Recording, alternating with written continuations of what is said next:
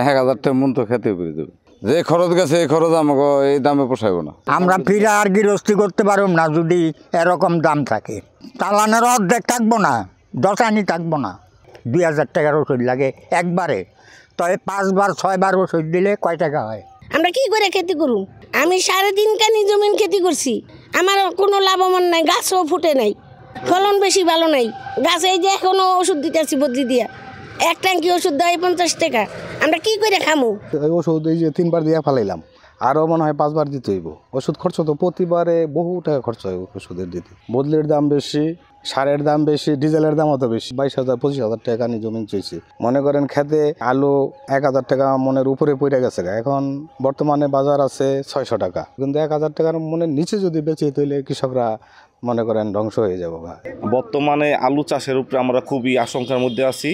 ব্যবসায়ী সিন্ডিকেটের কারণে যেসব আপনার বীজ এবার বোনা হয়েছে, বীজগুলা খুব ভালো মানের দেয় নাই।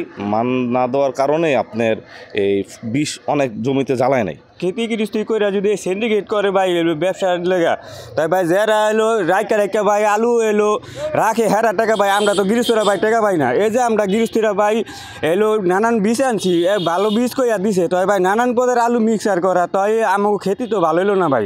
আলুর তো যে বাজার আছে বর্তমানে অনেকই কম। আর বর্তমানে গেলবার এক বাক্স লাগাইছি 10,000 টাকা, এবার লাগাইছি 32,000 টাকা। গেলবার এক বস্তা সার দিছি 1100 টাকা, এবার লাগাইছি সেই সার লাগছে 1800 টাকা। গেলবার যেমন 2 কাটা আলু লাগাইছি 600 টাকা বস্তা, এবার লাগাইছি 4000 টাকা বস্তা। জমির দাম বেশি, সারের দাম বেশি, সবই বেশি, কিন্তু খরচ আমাকে অনেক বেশি। তো মাশাল্লাহ গাছ ভালো আছে ইনশাল্লাহ আবহাওয়ার কারণে। এ কারণে বাজার কি হয় সেটা বলতে পারি না। বাজার যদি আল্লাহ দিয়ে আমাকে পাওয়া দেয় কিংবা সরকার যদি আমাকে বাজার পাওয়া দেয় তো আমাকে কৃষক বাঁচতে পারবো, নাহলে কৃষক মরবো। 20-22 টাকার উপরে অলরেডি জমিতে পড়ে গেছে। আপনার বর্তমান খুচরা বাজারে 15 টাকা দর আলু বেচা কিনা হইতেছে খুচরা বাজারে, পাইকারি বাজার আরও কম।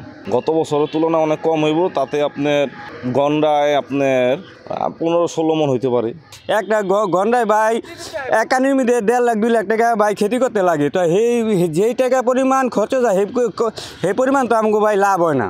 যে টাকা আলু গাইছে আমরা সেইটাকেই আমরা আমরা খাটনি খাটলাম, তো এই খাটনি খেটে আমাকে লাভ হইলো কি ভাই?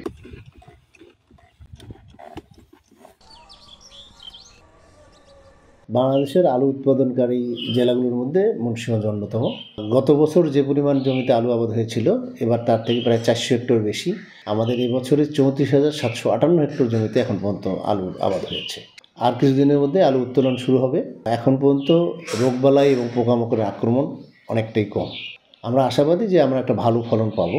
তবে যেহেতু অনেক বেশি জমিতে আলু আসলে বপন করা হয়েছে, সেক্ষেত্রে আলুর দামের একটা বিষয় চলে আসে। তো আমরা একটা প্রস্তাবনা ইতিমধ্যে মন্ত্রণালয়ে প্রেরণ করেছি। আমরা বলছি যে সরকারিভাবে আসলে কিছু আলু কিনে যদি সংরক্ষণ করে রাখা যেত, তাহলে বাজারের উপরে আসলে একটা ভালো প্রভাব পড়তো, কৃষকরাও ন্যায্য মূল্য পেত এবং ভবিষ্যতে বাজার নিয়ন্ত্রণ করা সহজ হতো।